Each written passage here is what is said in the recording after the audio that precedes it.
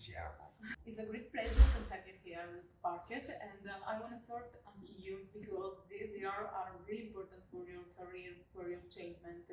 How do you feel about this changement, and how are your feelings? I feel amazing. I'm so grateful that people are welcoming to my new passion, um, and my art, the way I present it, the way it's presented, the way you hear it, the way you experience it, and it's amazing. You change also not also your music but also the community, and you say also that you have a great welcoming about your colleagues. And I want to ask you, there are some difference between heading hand community and technical community. Do you feel this difference or is the same now? There was a big difference, but now seeing the techno and the underground world becoming so popular, it is now the new mainstream, and that's just the reality of it. And with that comes change, and with that comes more business, and with that becomes more hands, with that becomes more bad, with that becomes more good. It's just more of everything, right? So if they don't know how to adapt into the big world, I feel like a lot of people don't stay true to themselves. They make bad decisions. Some people make really good decisions. It's just a thing where people need to know how to adapt, and I think if they do that, everything will go smoothly, and a lot of great music will happen, and a lot of good things, a lot of great things will happen, and that's what we need. Okay. Also, it's really important you work with Drake in the last year with Honestly Nevermind. And I will ask you, according to you, the way of producing electronic, not electronic in the pure sense, but connected the pop with electronic, is the key to have a contemporary pop now? I think people make whatever they want. It's just there's so much music happening. There's so much stuff that is happening that it's just too much music to really sit here and all of us digest and go through everything. It's impossible. So I think just do whatever you want.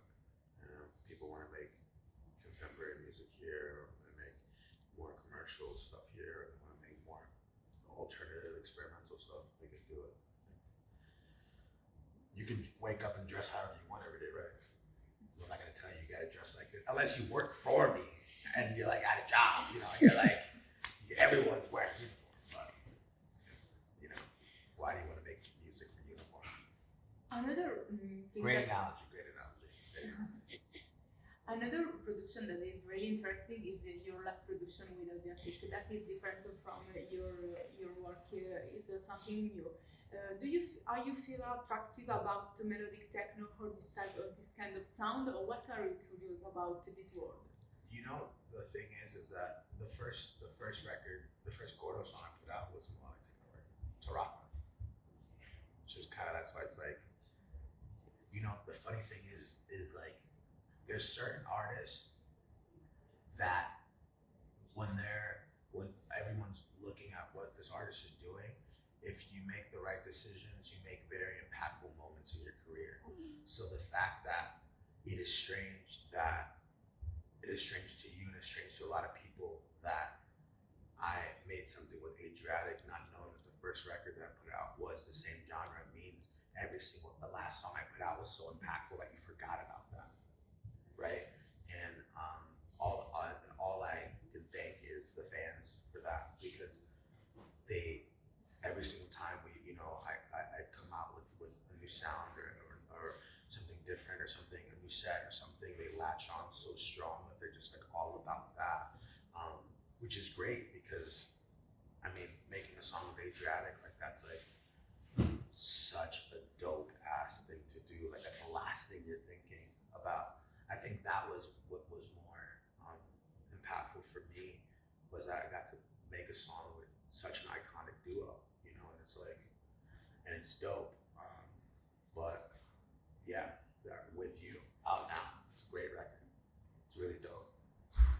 You are the first DJ in DJ Hispanic DJ what represents your region in your way of expression? How do you express your region in your music? I mean, how hard I work, the hustle. Hispanic people are some of the hardest working, or the hardest working group of human beings on the planet. But I get that. I get the hustle from my grandma. I get the hustle from my family, my aunties, my mom, my uncles. Um, obviously making records with, Latin singers. I mean, I think that's, you can't, that's like the most straight on point of how I'm representing Latin music, like making, I did 2 songs, this song Fade, this song Luma. And one of my biggest remixes with La Mama and Alpha. So I've done a couple of those, but then on the other side, I've done a lot of other things. So just trying to find that balance and just try to represent, people who speak Spanish.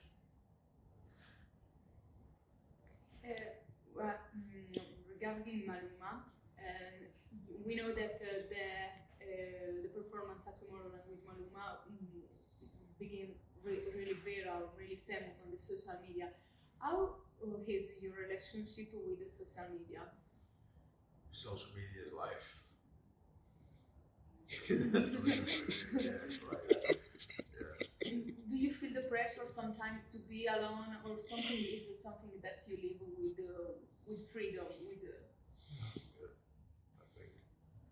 Okay, I want to talk about Taraka, your personal brand, and I want to ask you how are the new project and how he's changing the concept of this during the years.